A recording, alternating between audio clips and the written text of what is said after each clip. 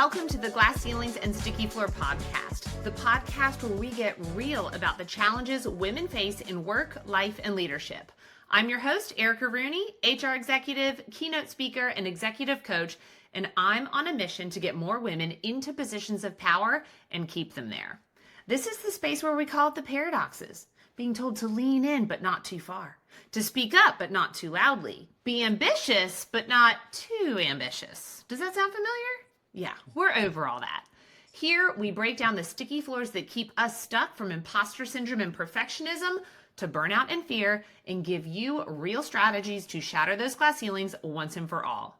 So if you are ready to rewrite the rules, own your power, and take your career and life to the next level, you're in the right place. All right, y'all, today's guest is tackling the core problem that hits every ambitious woman facing her 30s. That paralyzing fear and all of the misinformation out there around her biological clock. Exactly. I know y'all are going to be so interested in this. Now, Jaime is giving women the science and the strategic plan to take charge of their bodies and their future. This is Dr. Jaime Knopman, and she is a highly, highly respected board-certified reproductive endocrinologist and the director of fertility preservation at CCRM Fertility of New York. Y'all, this woman is known for her honest, no-nonsense approach, and she is dedicated to demystifying IVF, egg freezing, and surrogacy. Now, she's also an author, okay? So it's not like she's not doing enough already, but she's also an author of the book, Own Your Fertility, From Egg Freezing to Surrogacy, How to Take Charge of Your Body and Your Future. So I think that's super awesome. Books like that didn't exist for me in my 30s. So Dr. Knopman, welcome to the podcast. I know you also, I want to say this too, I don't want to forget, that you're the medical director of Chick Mission, which is a nonprofit helping young adult cancer patients with fertility challenges. So girl, you out here doing the most. Welcome to the podcast. How you found time for me today, I don't know. Thank you for having me. That's a very nice introduction. I appreciate all the kind words. I love it. Well, you're out there doing the most. I would love to just hear like a quick background. Did you know you always wanted to be in fertility, or did you just kind of fall into that by chance? Yeah, no, I knew I wanted to be a doctor since I was in the second grade. I tell this story, it's sort of lame but true. I read a book about Elizabeth Blackwell, the first female physician, and I was like, oh, I want to be a doctor. I was pretty linear in my path. Like I went to undergrad. I was like, I'm going to take the MCATs, do all that sort of stuff. I worked for a year after undergraduate at Memorial Sloan Kettering in the breast center. And I thought I wanted to be a breast surgeon and help women who had cancer. When I got to medical school, I realized I really wanted to focus on women's health and actually liked the field of OBGYN because that was where I felt I could do it even more. And then once I was in an OBGYN residency, I was fascinated by hormones and fertility and found myself in a fertility fellowship after that. And so that's where I got there. I love this because like fertility and hormones, I mean, they're having a moment right now. Menopause. Oh, they are. Yeah. I'm hearing now more than ever the anger around the lack of information on women's health. Do you see that as well? 100%. You know, I say like when we were residents, I saw a bunch of my co-residents this week and we never learned about menopause. Nobody taught us, right? And now we talk about perimenopause and menopause all the time. So it's really changed. And listen, I graduated residency, I guess, almost 20 years ago, but we have seen dramatic changes in what we teach our young residents. That's good to know. I like that. Okay, so one thing that I know you talk about a lot is the emotions and the feelings that come around this whole biological clock, right? The anxiety, the misinformation, the shame. And I think a lot of women probably see this whole biological clock as a sticky floor of some kind that holds them back in a lot of ways. But where do you see this show up in your work? Yeah, I mean, it sort of does, right? Because the problem with female fertility is that our ovaries are going to tap out at a pretty young age based on the success that we can have professionally, right? And personally. So most women are going to see a real change in their fertility when they get to like their late 30s. And a lot of us will not be ready to have children potentially by then or have not completed our family. So if we don't address this at a young age, then we're going to find ourselves struggling with infertility when we are ready to have a family. So we have to be cognizant of the fact that, okay, I am born with all the eggs I'm ever going to have. And okay, by the time I hit 32, I'm going to have lost 90% of my eggs.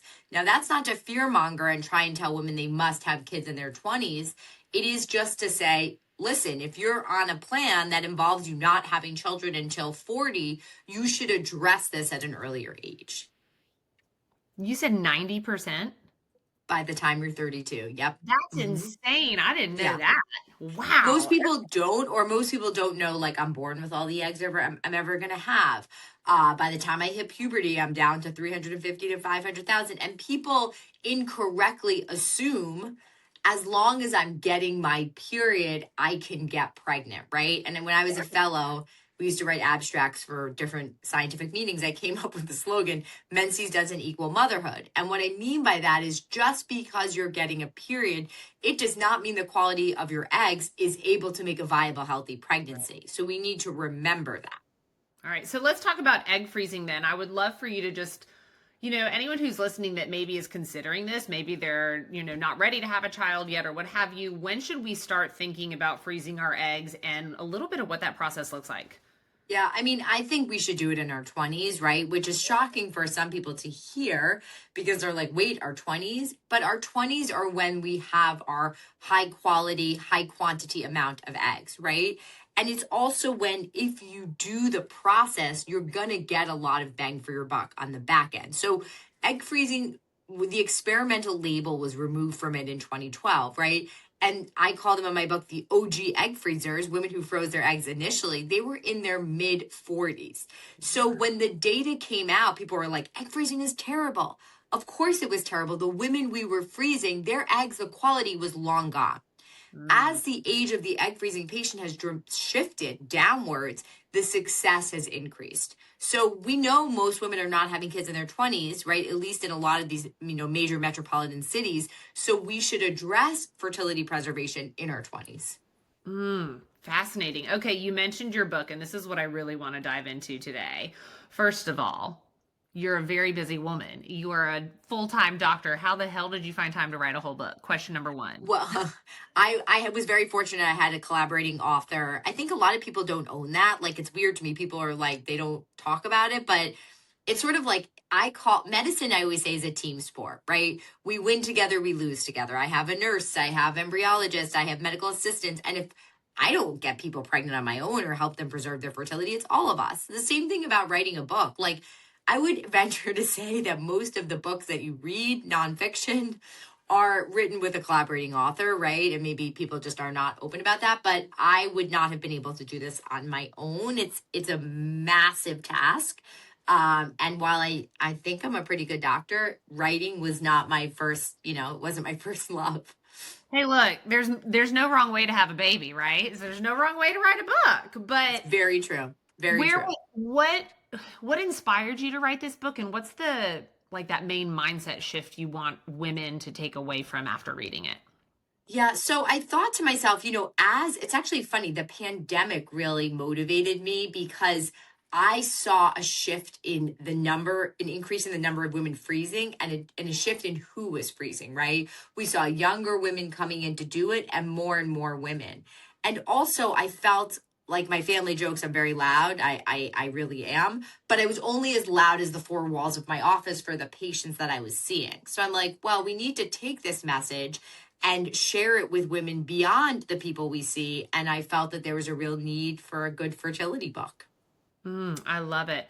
And you do talk a lot about the blame and regret that maybe some women have. They think they should have done things differently. Yeah. What's that advice that you give to them? Yeah. I mean, I always say this, if we could live life backwards, we'd all do it differently, right? But that's not the way that life works.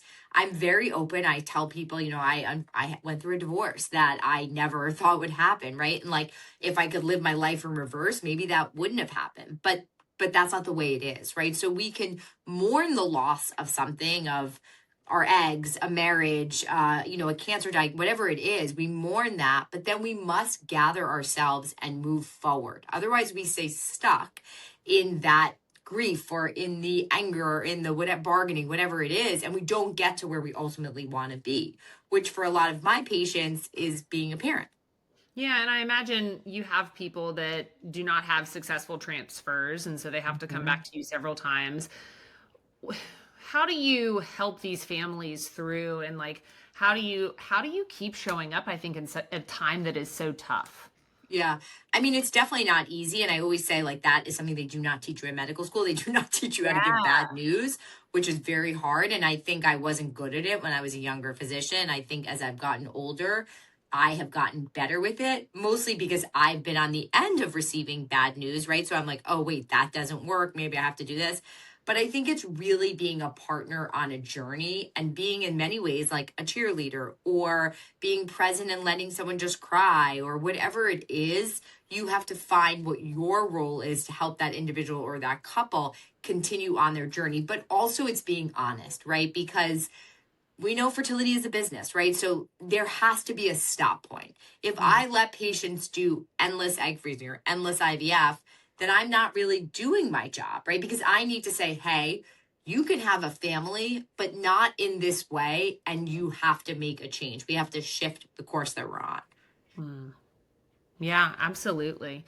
And I imagine you're seeing some of these women like at just such I'm imagining this sticky floor point because I'm thinking about myself and a lot of my friends, and we've had these conversations like you hang your hat sometimes on being a mother, right? And this idea of exactly what that means and what that looks like. And I mean, I'm just thinking that's a tough job, girl, to help Well, people. because most of us, like, I remember when my girls were little and they play house, right? They put like the pillow in their stomach. So we always think we're going to be a mom, right? It's just something that seems like ingrained or in something that will happen. Yeah. So if somebody like me says to you, hey, I don't think you're going to be able to have a genetic child or carry your pregnancy, it's so counterintuitive that it's like this jarring thing that hits you and you have to really course shift and I have to help you. And sometimes, like, I can't be totally honest and blunt all at once because I need to slowly baby step it, no pun intended,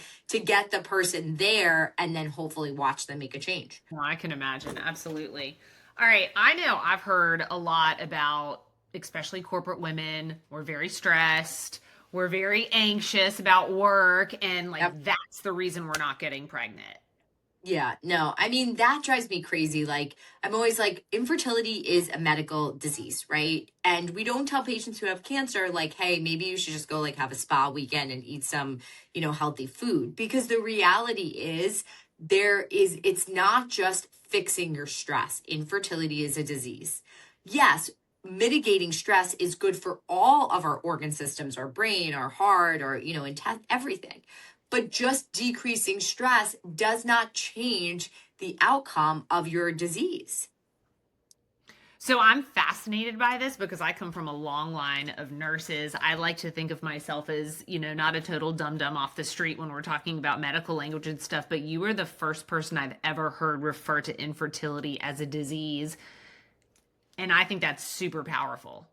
Like I think it really for people out there who are really struggling or carrying that shame, when you hear that it is something like a disease that you do not have that control over, I think that in my head I feel like that might relieve a bit of the shame. Is that what you're seeing? Completely. Because for so long we try and will it, right? We're like, if I do this, then I can change it. If I do that.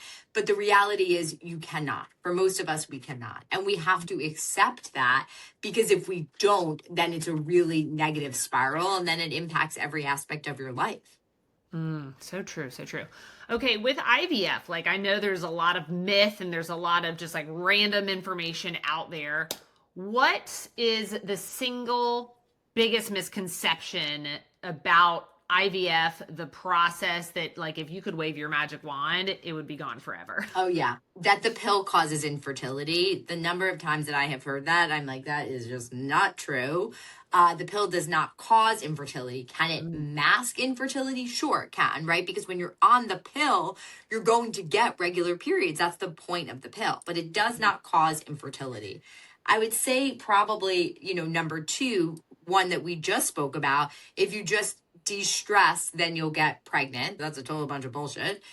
And number three, I would say that you don't need to think about your fertility until you're 40, right? Like I have seen so many women where I'm like, where have you been? Right? Like it's, oh my goodness, you got to come to this way earlier. And it's a shame that we don't teach women that they need to address it at younger ages. Yeah, I do think that it's starting to be a bit more mainstream and less taboo than it A is. 100%. Even in our waiting room, used to be people would come in our fertility waiting rooms, they'd have a First. hat, they'd look down with the sunglasses. Then like the influx, I gotta give the egg freezing patients credit. They come in like with their friends. It's like social, it's like happy hour, like, oh my God, like whatever, we're all here together. And that has really taken away a lot of the stigma of infertility or fertility treatment. And that's very powerful in my opinion. Yeah.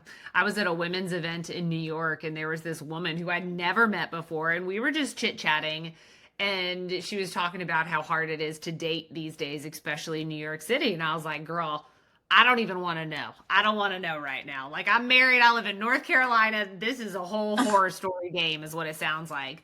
But she goes, that's all right. I already freeze my eggs. I ain't gonna worry about none of this right now. I can do what I want. And I was like, okay then, but to see that level of empowerment Well, around I it. actually think it helps women date better. And listen, like I said to you, I got a divorce, Ooh, so I am yes. no like matchmaker, But I do think there takes a stress off of it. Because as I've said to you, which is why I feel like we're friends, like I'm very blunt. So sometimes I'll say to a patient, like, this attitude going into a date is not helpful. Like being like, if I marry him tomorrow, then I have kids here. I'm like, this is very I'm feeling it, right? So I think if you freeze your eggs, that timeline, you sort of like it laxes a little bit, you loosen it up, that grip, and then Yeah. you're able to sort of like live your life a little and say, okay, is this the right person? Maybe this is not the right person. And maybe I need to stop fighting it just because I want to have a child in X number of, Oh, months. there absolutely were clocks running through my head every year of like, how old am I? And it's hysterical because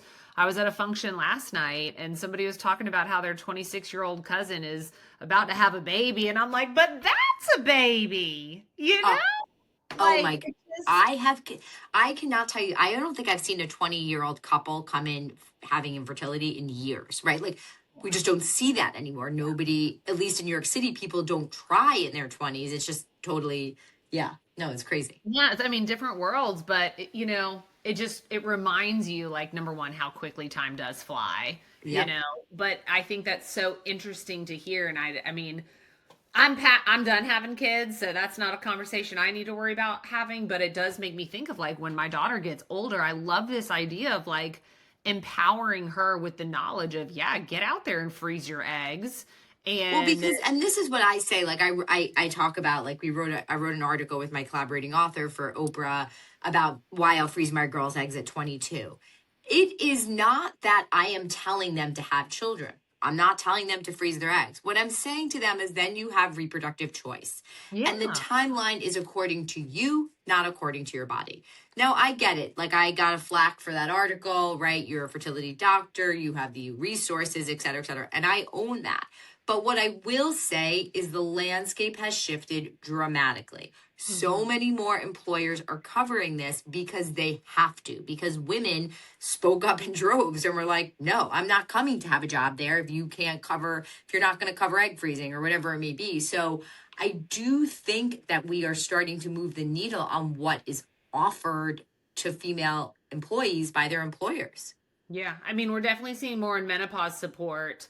I haven't Yeah. seen myself personally too. Also, I'm a chief people officer by trade, and I haven't seen as much on the egg freezing yet, but I'm super hopeful for that. But for any woman who's like listening and they're like, we don't have any of this at our organization, they don't offer any of that. How can they advocate for these practices in their workplace so that maybe they could I move that? would go to your HR department. Like I've had a couple of patients be like, I went to HR and I changed it. I'm like, go you, right? You can go in and say, listen, I looked online and 15% of the businesses in our, area, our tech companies, et cetera, are covering one round of egg freezing or a round of embryo freezing. But work with HR because together you guys can actually probably make change.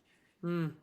I love this. So Jamie, in my body of work, I always say like to change your mindset, there's this whole SNAP method and it stands for stop and like notice the physical sensations that are happening in your body. Name what that thing is. I'm feeling anxious. I'm feeling frustrated, right? Ask and answer the deep and personal questions. And then you get to the P, which is the pivot. And this topic is, I mean, again, I'm done having kids, but I'm so passionate about it because I love these choices and these pivots that you are giving women when it comes to their reproductive schedule, right? Like you are actually telling them, you don't got to hurry up and find a man. You don't have, just take your eggs, go freeze them when they're good, and take back that control. I mean, like two different things you've said today that have blown my mind and have really given me a big pivot. And that is that infertility is a medical disease and that freezing your eggs gives you reproductive choice. And that's exact. Yep. And I call it the reproductive pivot, right? I say it all the times to patients. I say, you can then move either way. Now, listen, people are like, well, egg freezing isn't a guarantee. And that is true. But we buy insurance for our house, right? We have flood insurance or fire, whatever it is. And you may unfortunately have a flood and then your insurance company may not pay up. But you're not going to live on the water and not have flood insurance because that would just be really silly, right? Same thing. If you know you're not having kids till 40, you should freeze your eggs. Now, doesn't mean those eggs are going to work, but it means you're going to have a way better chance entering that quote unquote flood if you have them frozen. I love it. Are there any other massive life-changing pivots like those two that you have that you see frequently that you just want to drop with us today?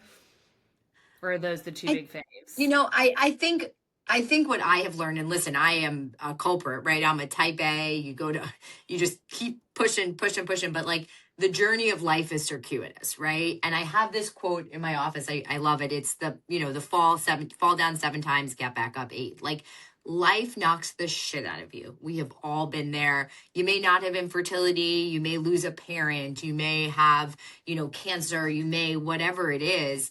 But you have to gather yourself up and push forward. Otherwise, I say this all the time to my kids, what are you going to just lay on the floor and the rest of your life be miserable? It's not fair. It's not this. It's not that. You have got to gather your shit and get back up and keep going because that's the only way that you're going to live your life. That's so powerful. And I agree with all of that because what you have no other choice but to do it. So like, let's get a move on. Jamie, what are you live miserably. And that's not good either. That's not a choice, though. That's not a choice we want to entertain. No. What are you excited about in the world of reproductive health right now? Like, are there any cool studies or anything that you think are going to be super interesting?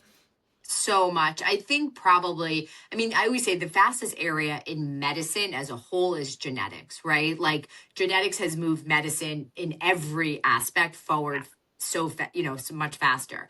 I think it's amazing what we can test embryos for in terms of health and in terms of medical disease. So I think the marriage between genetics and fertility is only going to have, incredible results as time goes on. Fascinating. I love that.